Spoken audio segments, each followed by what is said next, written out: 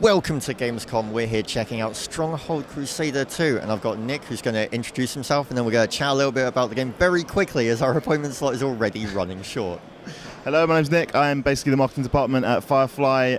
We're a fairly small company, about 20 to 30 people, mainly based in the UK, but we've got another really small office in the States. And yeah, we've been going for, I think, since like 1999 now. We're making Stronghold games for, about 14, 13 years now, and Crusader 2 here is the sequel to kind of our fans' favourite game, which we are self-publishing, and we kind of wanted to wait until we were self-publishing and until we were completely independent to make it. So it's kind of our, it's kind of the dream game, and it'll be coming out very, very soon.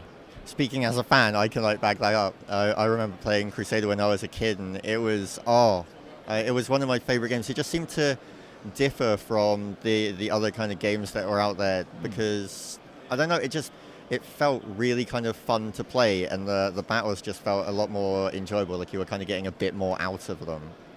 Yeah, it was tough, wasn't it? It was a hard game. Yeah, like, it was one of those where. Well, I take that back. It was kind of hard if you weren't using the slaves with torches, at which point you could just run through a base and set everything on fire, and you'd win fairly quick. Yeah, that's the thing about the original Crusader. It was a fantastic game, but there were some sort of certain strategies that would just work every single time. So we're very aware of these kind of things, and kind of we're aware of that in the beta balancing phase that we are now for this game, and trying to prevent like horse archers from being like the be all end all of any single match, and just kind of balancing the units so they're all they're all usable in all scenarios, rather than it just being like, okay, yeah, I can use the assassins and just steamroll the opponent every single time. So how's the feedback been from beta so far? What kind of, are people actually being helpful, or is it just kind of they're just playing the game? Well, you're always going to get one or two people whose feedback isn't the most helpful in the world, but on the whole, we've got about 100 people in the closed beta, and they've all been fantastic. The nice thing about it is that after every mission, we get people to sort of rate it on fun, rate it on difficulty, leave comments. Yeah. So we get a nice we can sort of actually see the difficulty curve. Yeah. Like visually, in our back end, see where the missions get hard, where there's a spike and all that kind of stuff. So it's very easy for us to go in and tweak the values on each, specific campaign mission or skirmish drill mission to make it sort of a bit smoother and a bit more sort of, gradual in terms of challenge. But, there's other fantastic things as well, aside from just bugs that people report and that we fix. There's brilliant things like people just saying, okay, these units are very overpowered in this very specific scenario, and because we've only got 20, 30 staff in the company as a whole, we just wouldn't be able to spot those things on our own. So it's really nice to be able to get that kind of feedback and say, in this particular scenario, this unit is just way too OP. So to go in there and tweak the values is very easy for us to do, but we just wouldn't be able to spot it otherwise. And then you have that one guy that's just like, horse archers aren't powerful enough. They need a buff. I need you to buff horse archers. We tend to ignore these sort of outlying statistics in the closed beta, but on the whole, the feedback's been really, really good, and it's really empowering for the team as well to see that. So give us a quick, for old players that are going to be coming back to this game, give us a quick bit of information about what they can expect from this, like new units and that kind of thing. So aside from the obvious graphical upgrade that comes with making a game 12 years later, you've got loads of new units in the game. We're kind of taking the blueprint from the original Crusader and expanding on it. So in the original game, you might have had 2 units that had special abilities. Yep. Now over half of the game's troop soldier units have special abilities. Yep. Like the healer can heal the area of effect. The Sergeant at Arms can raise morale and boost armor of troops near him. The Slave Driver can motivate slaves nearby. And so there's loads of new sort of unit abilities like that. There's new siege equipment, there's new buildings. We've got a Havoc physics system in there, so the walls explode, stone by stone when you smash a catapult into them.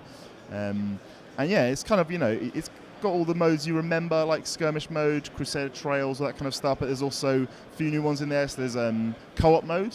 2 players control the same castle, same resources, same army.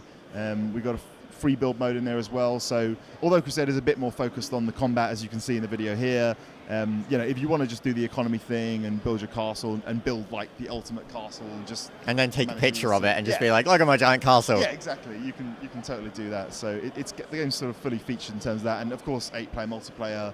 all the AI lords you expect, from the original game, and some new ones in there as well. So it's kind of, it's got the standard RTS sequel bells and whistles, in addition to a few little innovations such as co-op mode and the unit abilities. Yeah, you've got to give something for the old players and something for the new to bring them in, and you've just got to try and make everyone happy and yourselves happy, because as you said, this is something you wanted to make for a long while. Yeah, absolutely. I mean, it's one of those things where we know there's high expectations for it, but we've kind of taken the time to extend development a bit, and just kind of, because we're self-publishing, we can kind of make those calls ourselves now, which is nice, and we kind of feel like we're sort of delivering the best 3D Stronghold so far, which is very nice for us to be able to say.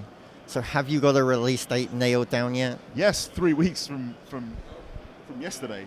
3 weeks from yesterday, September 2nd, so it'll be out on Steam, and we've also working with a company called Mastertronic to do box versions of the game as well. So there'll be boxes in, I think, like 15 different countries, like UK, US, Germany, Russia, Poland, France. Because our game's quite big in Europe, so it's nice to be able to put something on the shelf and to have a box that we can put in the office. It kind of feels like a... you've got something there rather than it just being a digital game. You can actually, you can be like, we made this. It's right here. I can hold a box and hit people with it. Exactly. I won't hit anyone with it, but it's nice to be able to put it on the shelf and sort of admire it from a distance. So if people want to find out a bit more about the game, where can they go? Well, there's the Crusader 2 website, so strongcrusader2.com. We're quite big on our sort of social media, so we've got a Facebook page, Twitter page, got a big YouTube account with loads of videos going up pretty much every week. So those are kind of the main places to reach us. But if you want to talk to us directly, Twitter's probably the easiest way. I've got TweetDeck open on my second monitor at work pretty much at all times, so if you want to get directly in touch with us, that's probably the easiest way to do so. Well, Nick, thanks for letting us catch up and check out the game. Welcome. Love to see you again.